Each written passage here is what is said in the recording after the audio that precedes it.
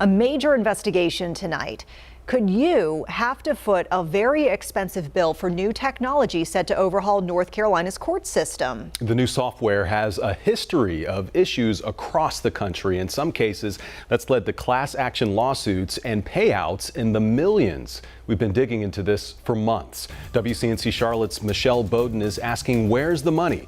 And she joins us with what she's uncovered.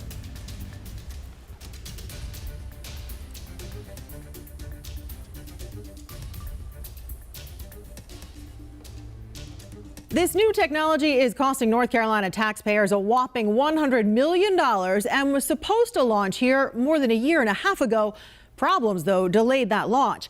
Problems that elsewhere have meant people wrongfully held in jail, the release of sensitive information, and more. Costly mistakes on many levels, with everyone paying the price, even those who have no interaction with the courts. Buckle up. That's the advice from attorneys across the country as North Carolina gets ready to introduce new software to put the entire court system online. It was a mess, to say the least. The new software is called Odyssey. The company that makes it, Tyler Technologies, has faced challenges and lawsuits in other jurisdictions that made the switch to Odyssey. Free Lubbock citizens are being held in jail longer than they should be. That's from a heated commissioners meeting in Lubbock, Texas, where people were wrongfully kept behind bars because of glitches with the new system. There's some counties where they're paying multiple million-dollar lawsuits in these class action lawsuits where people are suing. In Memphis, Tennessee, Tyler Technologies agreed to settle a $5 million class action lawsuit with people who were wrongfully held in jail. But the county and the taxpayers are also having to pay out millions. And that's not all. In Lubbock, the glitches also meant sensitive information from divorce and child custody agreements, including social security numbers and addresses, were all made public.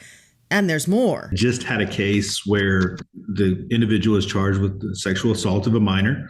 So I took that minor's name and typed it in. And sure enough, this 12-year-old minor came up as a victim in a sexual assault case. That should not happen no matter what. More than a year and a half since launching in Lubbock. Things are still a little sketchy. We're still struggling. In Wichita Falls, Texas, it's been more than 3 years since they switched to Tyler Technologies software, and they are still having issues. It's been a process that's been very slow. Now, we know that Tyler has certainly had some challenges in some other jurisdictions, but we also know that they've had many successful projects. Wake County's district attorney was on the committee that helped choose the new system back in 2019 and admits there are some concerns. I think we all expect that there are going to be some bumps in the road. I think we all know that there are going to be some things that probably are going to have to be corrected and fixed once the system is put in place. Odyssey launches there in Raleigh first on Monday. Mecklenburg's launch keeps getting pushed back. Right now, it's slated for May. Delays have not been because the state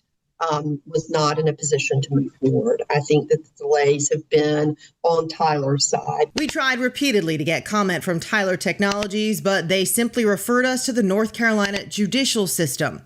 Here in Charlotte, everyone from the DA's office to defense attorneys are concerned about the launch, especially in a county with such a big caseload and a system already backlogged from COVID. I'm very concerned. The stories that I've heard most about are just in terms of the massive time added, that it causes real delays. It takes a lot longer to do things. And I just wonder, this is probably not the ideal time for us to experience growing pains because we're still coming out of the COVID backlog. That backlog is still very real.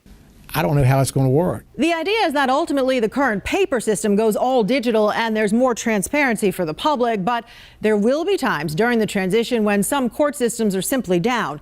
We will, of course, be sure to keep you informed along the way. Reporting in Charlotte, Michelle Bowden, WCNC Charlotte.